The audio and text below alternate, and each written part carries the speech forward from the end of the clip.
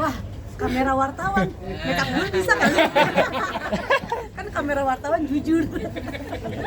Filternya ya. Ini ada yang nanya nih. Gak usah udah. Ya, gimana band Kotak 20 tahun berkarya di industri musik, mungkin sedikit mengulang itu apa yang spesial dari konser 2 dekade Kotak di 23 November nanti.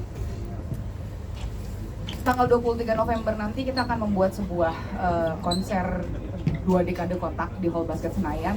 Nanti kami akan memberikan sajian yang memang pastinya akan berbeda sekali dengan sajian konser reguler biasanya Kotak. Kami akan membawakan kurang lebih sekitar 20 lagu ya. Mendadak serak ya, denger 20 lagu. 20 lagu Kotak, 24 lagu lah, kurang lebih 24 lagu Kotak. Terus juga kami akan mengajak beberapa kolaborator juga untuk tampil di acara konser 2 dekade Kotak.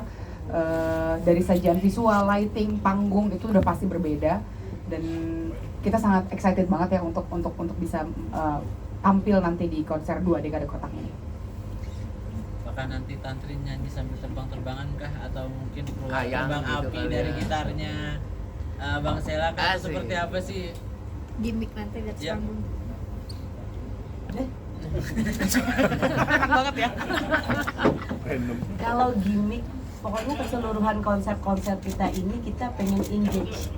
Kita pengen ada engagement antara kita yang di atas panggung dengan para penonton yang datang gitu. Jadi tadi yang Tantri pas preskon bilang ada Mas Aji, beliau adalah seorang healer. Jadi di salah satu lagu biasanya kan kalau namanya orang konser ya main handphone, rekam, loncat-loncat, nyanyi-nyanyi, udah gitu kan. Tapi kita pengen di sini ada sesi di mana kita mengenal diri sendiri. Healing, rasa Tantri itu healing. Jadi ada yang dibawa nanti sepulang konser itu ada cerita yang berbeda dibandingkan nonton konser kebanyakan. Untuk pemilihan lagunya sendiri kan Kotak sini kan banyaknya lagu-lagunya. Untuk pembawaan di konser ini seperti apa pilihan lagunya? Kalau dari segi lagu kita pasti research dulu by data, kira-kira berapa lagu, kayak katakanlah sekitar 10 lagu teratasnya yang memang hitsnya Kotak di beberapa platform digital. Terus juga nanti kita akan bawain beberapa lagu-lagu yang memang tidak pernah kami bawakan di panggung reguler biasanya. Terus ya dari segi aransemen pun pasti akan berbeda, karena bagian musik nanti Bapak Sela yang akan berbicara. Kita akan membawa suasana yang tadi sempat Cua bilang, Kotak itu kan memang apa adanya ya, Kotak yang dilihat sehari-hari gitu. Kita kepengen membawa suasana yang memang intim aja buat teman-teman yang memang pengen datang dan kurang lebih tahu bagaimana basicnya Kotak di sosial media doang ataupun pernah ketemu sama kita. Kita pengen mereka hadir dan merasakan bagaimana sih vibe-nya Kotak sudah sampai di usia 20 tahun ini gitu. Itu sih ya. Untuk titik terendah dan titik tertinggi, maksudnya 20 tahun ini kan banyak perjalanan dari naik sampai turun. Titik terendah dan titik tertinggi dari Kotak sendiri apa di 20 tahun ini? Buang aja udah ke gua lagi.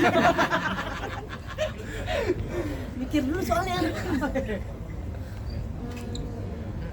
Sebenarnya sih perjalanan kami itu kan memang sebenarnya dinamis banget ya, punya perjalanan yang dibilang lurus banget juga enggak, pastilah ada berantemnya, ada miskomnya, ada beda pendapatnya dan segala macam gitu. Apalagi kita punya egosentris yang cukup berbeda-beda gitu. Dan akhirnya kalau misalnya ditanya titik terendahnya, mungkin hampir setiap fase pendewasaannya Kotak tuh itu merupakan titik-titik poin untuk akhirnya kita bisa sampai di titik paham satu sama lain gitu. Jadi kayak misalnya sampai sempat pernah ada momen di mana aku memutuskan untuk hampir mau keluar waktu itu ya. Itu hampir mau keluar karena memang satu hal yang memang komunikasi yang kurang baik lah saat itu. Jadi di situ tapi dapat momen juga diingetin sama Allah, ada tragedi kalau boleh di flashback tahun 2018 itu aku bentrokan sama gitar Sela. Jadi sempat bocor hampir sekitar 2 cm dengan dekat mata, itu bisa hampir buta dan segala macam. Itu jadi kayak yang wah, kayaknya nggak boleh sesombong itu, nggak boleh terlalu egois sama anak-anak yang lain di aku. Jadi aku nggak bisa berpikir kalau misalkan kayaknya kalau keluar itu adalah bukan suatu keputusan yang tepat. pikirku seperti itu. Dan akhirnya kita memutuskan untuk sama-sama saling berkomunikasi dengan baik, dan di situ adalah titik terendah sekaligus titik baliknya Kotak untuk bisa melihat bagaimana ternyata musik kami itu harus lebih dewasa lagi, bagaimana cara pola pikir kami terhadap musik, terhadap band ini sendiri menjadi sesuatu yang lebih dewasa lagi gitu. Tadi ada yang menarik juga soal komunikasi sampai akhirnya janjian untuk hamil itu seperti apa sih? Maksudnya pembahasannya gitu sampai akhirnya tujuannya mungkin apakah memang kalau emang hamilnya barengan gitu biar Mau nanya proses. 1 tahun gitu. Proses. Sampai akhirnya kepikiran kayak gitu tuh gimana gitu? Mungkin kenapa sampai akhirnya kepikiran itu tuh? Enggak sih. Jadi gini, waktu pas lagi pertama kali yang berinisiatif untuk menikah itu kan awalnya Cua, Iya. gitu. Cua mau nikah, terus kemudian aku sama enggak Cua dulu. Cua tahun bulan apa sih? 2004. 2000 2014 sorry. 2014. Ya, 2014 tapi bulan Ini nggak sinkron sih. 2014 bulan September. Terus akhirnya aku sama Mas Aldi sama suamiku ngomong, Cua bulan September, udahlah sekalian aja di tahun yang sama gitu. Jadi biar nanti pun kalau memang kita hamil ya kurang lebih akan berdekatan. Doanya sih seperti itu waktu itu. Cuman kita nggak pernah tahu kan, ternyata memang yang namanya doa ya terjadi gitu. Dia hamil beberapa kali tapi sempat keguguran, belum rezeki. Tapi memang akhirnya malah ditemuinnya di waktu yang tepat gitu. Di saat aku hamil, Cua pun ikutan hamil. Jadi anak kita pun berdekatan gitu. Lebih kepada iri hati ya. Wah udah nikah nih, gue mau nikah gitu. Wah udah hamil, gue harus hamil. Gitu enggak sih. Jadi memang lebih ke doanya kita sih, dari tanpa sengaja mungkin setiap kali kita ngomong ditanya sama wartawan atau siapapun, kalian kapan nikahnya? Ya nanti yang penting libur cuti-cuti bareng gitu. Itu kan sebenarnya kata-kata yang ternyata iseng-iseng tapi diijabah gitu. Jadi memang cutinya pun barengan, kurang lebih sama gitu. Anak-anak kita dua anak juga sama, cewek cowok semuanya. Aku gitu. rasa jodoh ya. Enggak, dua wanita ini sama dikaruniainya. Aku juga dikaruniai juga sama. Oh, barengan. Anaknya juga sama, cowok cewek, umurnya berdekatan, hampir semua sama. Memang itu yang dinamakan jodoh-jodoh itu bukan berarti jodoh dalam pasangan, tapi jodoh dalam sebuah tim. Ini menurut aku ini jodoh. Oh, berarti bertiga-tiga Romeonya barengan ya? Enggak sih. Kebetulan kita tanya pasangan masing-masing. Oh saya nggak tahu kalau suami saya ya. Janjian sama suami Cua. Iya. Iya. Ya bingung. Mas Ella Mungkin. Oh, enggak jadi dosa. Jangan ngawur, jangan ngawur. Mungkin kenapa bisa barengan? Satu karena memang jodoh, udah rezeki dari yang di atas. Sama memang jadwal libur kita kan bareng. Biasanya capek kerja itu kita kan langsung mendapatkan Apa? karena kita liburnya bareng ya pasti kan langsung hubungan antara suami istri masing-masing kan jadi lebih kangen Harmonis, kan? lebih dekat, lebih Iya, dadalah sering gitu. Bareng kabeh. Mas Ella sendiri kan karena di Jogja ya. Iya. Pasti kan 20 tahun maksudnya ada waktu rutin nggak sih untuk latihan, dan agak sulit nggak maksudnya waktu tinggal di Jogja gitu? Mungkin kalau ngomongin zaman 5 tahun lebih atau 10 tahun kurang yang lalu, mungkin kita butuh banget latihan, harus ketemu gitu. Tapi kalau untuk zaman sekarang mau latihan itu dipermudah dengan teknologi yang udah ada saat ini. Contoh, kita besok mau latihan ya, kita nggak perlu lama-lama latihan, mungkin bikin aransemen dulu di rumah, aku sebarin lewat email, suruh ngulik masing-masing di rumah. Kadang sorry, orang jadul di WhatsApp kayak gitu-gitu. Corporate sekali. Habis itu ngulik, nggak butuh waktu lama untuk latihan karena udah dikasih materi masing-masing. Itu teknologi sekarang. Tapi untuk zaman dulu itu susah banget, emang harus ketemu karena memang zamannya belum seperti sekarang ini.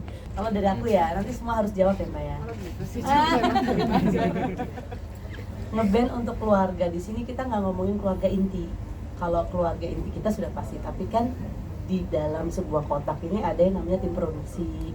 Mereka punya keluarga yang dimana memang sumber mataharinya ada di sini. Sumber mata pencaharian mereka utamanya ada di kotak gitu. Jadi kita merasa memang kotak ini udah menjadi sumber rezeki untuk banyak orang gitu. Jadi keluarga ini dalam artian keluarga besar. Iya, jadi dulu mungkin waktu pas awal-awal kotak mungkin kita masih punya tujuannya adalah memvalidasi diri itu sebagai anak band gitu. Tapi kalau sekarang tuh kita di titik untuk menjalani sebuah band yang memang sudah dibikin dan didasari oleh niat bareng-bareng gitu. Susah senang bareng-bareng, apapun dilaluinya bareng-bareng. Terus ya tadi seperti Chua bilang, sumber mata pencarian tim produksi kami ada di kotak. Jadi kalau ngomongin kotak kita udah bukan ngomongin Tantri Chua Sela, tapi sebuah brand yang memang harus kita bareng-bareng siram terus-terusan gitu, bareng-bareng ya. Bukan hanya kami bertiga tapi dengan tim produksi kami dan juga kerabat kotak. 20 tahun masih ada impian Sebentar, apa? dia harus ngomong. Oh iya. Jangan sama ya, jangan idem. Ini tadi apa pertanyaan? Udah Mas, langsung aja udah dijawab semua. Mas Ella mengayomi dua wanita ini selama 16 tahun. Kebalik. Oh, kebalik juga saya. Gimana ini Mas di antara para ibu-ibu ini? Iya, yang tadi dibahas ya, kotak itu melalui banyak lika-liku, banyak ngelewatin kerikil tajam-tajam. Intinya kita saling mengerti aja, komunikasi diperbaiki itu betul. Jangankan kita bertiga, kita sama yang satu kandung aja kalau komunikasi nggak baik juga hubungannya. Apalagi yang tidak satu keluarga, satu kandung. Berhubung ini udah menjadi seperti saudara kandung, bahkan melebihi aktivitas bareng sama saudara kandung bahkan. Jadi komunikasinya lebih diperbaikin lagi, lebih terus belajar sih, gitu ya. Terus apa? Nggak terjawab sebenarnya pertanyaan itu. Tuh kan, di kotak tuh kalau aku yang jawab selalu dijatuhin. Itu kotak. Ya, itu kotak. Ini jujur nih ya. Jadi tidak ada support system sebenarnya di sini. Itu sebenarnya di medsos itu bullshit semua. Gimik. Kotak tuh banyak gimmick banget sih. Yakin? Enggak. Ya udah. Tapi Mas Ella banyak kalahnya nggak? Apa? Nah, banyak galaknya nggak sampai Kalahnya nggak di antara dua ras terkuat di bumi ini nih? Kayak gini. Nih contoh nih. Nih di psikiat nggak mau ya kayak gitu. Maksudnya yang nggak bisa ya, cowok tuh memang egoisnya, nggak boleh egois. Jangan ditumbahin sekarang, ditumpahinnya di dudakan. Nggak apa-apa. Ini mumpung di depan orang-orang. Asik. Nggak masuk. Jangan. Maaf ya. Ya semua saling ya. Di saat lagi mens gitu, jangan mendekat. Nggak usah disebut aja. Kalau saya lagi nggak enak, lagi muti nggak enak ya mereka menjauh gitu-gitu aja. Tapi masih ada impian apa sih dari kotak sendiri yang pengen dicapai gitu, masih ada nggak sih di 20 tahun ini? Pengen Apa sehat, sudah Mas. semua gitu sehat? Pengen sehat. Kalau ditanya impian, sejujurnya kita tinggal ngalir aja sih Mas. Kalau terlalu ambisius, capek sekarang kita tuh. Jadi kayak di titik yang udah deh kita ngikut aja. Pun ada bonus, ya kita nikmatin bonusnya. Misalnya entah kolaborasi dengan siapa, ataupun memang ada misalnya kayak sekarang bikin konser 2 dekade aja baru kepikiran 4 bulan lalu. Bukan yang kepikiran dari kapan tahu gitu, dari setahun yang lalu. Jadi kita capek, kita sudah di titik yang kayak pengen ini kayak ngejarnya tuh capek gitu. Kita pengen nikmatin aja bermain musik dengan happy, bermain musik berkarya dengan menciptakan karya yang memang minimal orang lain tuh punya impact yang memang besar buat hidupnya gitu tuh, jadi kayak priceless aja buat kita gitu. Nah nggak tahu di faktor usia kami yang sekarang, bukan usia kotak ya, tapi di usia kami yang sekarang kayak lebih pengen menjalani hidupnya tuh lebih tenang aja, nggak mau yang banyak kerasa kerusuh. Apa sih? Apa ya? Kerasa kerusuh apa ya? Banyak yang dipengenin gitu. Jadi kita nerimo aja sekarang. Yang dikasih ini ya alhamdulillah, nggak dikasih ya minta. Kan doa. Oke. Ya harapan kami. Ya oke. Ya harapan. Promo ya, promo. Ya promo buat Nah ini boleh mas, ditayangin mas. yang tadi nggak usah. Minta tolong mas, biar banyak yang nonton mas. Ya tolong ya, yang ini jangan diedit nih. Behave dong, behave. Biar ada yang nonton ini, jangan dipotong ya. Ya, siap. Jangan ditaruh credit title Udah nih. diem dulu. Takutnya pas iklan credit title. Oh iya. Ya buat semua yang nonton hari ini jangan lupa untuk nonton konser 2 dekadenya Kotak tanggal 23 November di Hall Basket Senayan. Tiketnya masih ada tapi terbatas sekali. Silakan langsung beli di loket.com. Kita ketemu nanti di tanggal 23 November dengan engagement dengan suatu tampilan konser yang memang Berbeda. memorable. Gitu. Sampai jumpa kerabat Kotak, sampai jumpa penikmat musik Kotak. Oke. Terima kasih banyak. Ngopo.